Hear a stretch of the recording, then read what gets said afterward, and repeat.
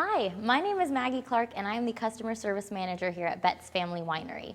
I've gotten the opportunity to chat with Lewis Skinner, our winemaker, in a segment we call Let's Ask Lewis. I am fairly new to the wine industry and I have lots of questions, and we've also received a lot of great questions from you guys at home. So Lewis, today I have a question about large formats. Okay. Why do we wax these as opposed to putting capsules on them? That's a very good question. So typically in some older wine regions, in the old world, say Bordeaux, France, you're going to see that larger bottles, like this is a 3 liter and this is a 5 liter, you're going to see that those actually have a tin foil that is actually physically spun down on the top of them. That's going to be at a bigger established chateau. You're going to have equipment big enough to handle capsules that size, and the capsules really just kind of protect the cork, if you will. And so most wineries, particularly in the New World, are going to use something a little more, I guess, easy for them to manage, which is going to be they're going to use some wax, they're going to heat it up in a pot, and they're actually going to dip the bottle, fully submerge the neck into the wax, and that's going to act as a seal to protect the cork in lieu of using a capsule. Oh, cool. Yeah.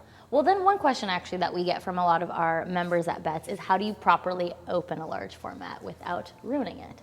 You know, having a lot of sommelier friends, I hear that question a lot, and I know a lot of customers ask that on premise accounts and fine dining and things like that. And there's actually two answers. In the old world, you see them use a thinner, lighter style of wax that is actually very fragile. It shatters very easily. You'll see that on like bottles of Ravenot Chablis and Domaine Leroy from Burgundy. And those, more often than not, you'll see people actually physically break the wax, maybe with the back of a key, or maybe with their hand they'll twist it off because it kind of shatters and falls apart pretty easily. You can get it off there pretty cleanly, and then you'll actually drive the key into there and pull the cork out like you normally would. The problem with that thinner wax is because it does shatter so easily, sometimes it's pretty easy to get particles of it, like in your wine glass, in your decanter. And so in the New World, we do it a little bit differently. We use a thicker, harder wax, and it puts actually a thicker seal on there.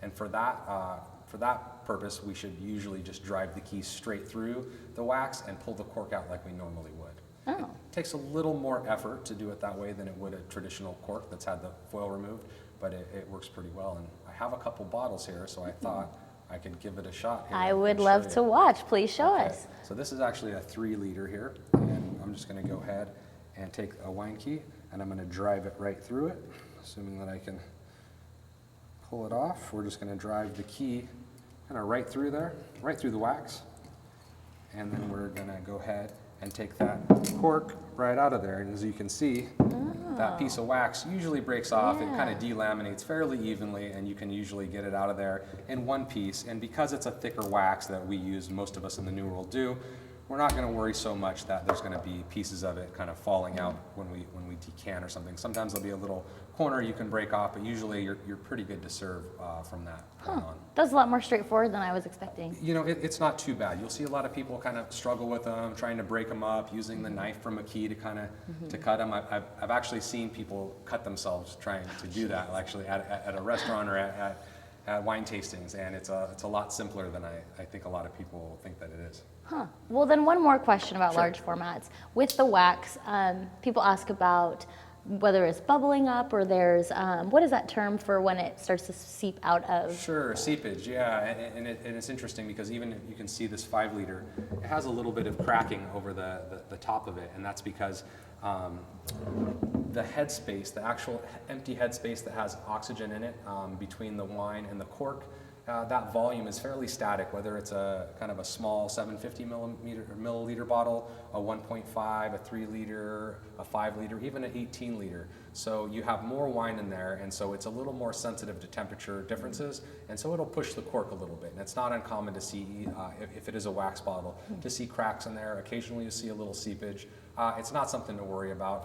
Most bottles that I've opened that have had seepage have drank beautifully, no defects or no flaws at all.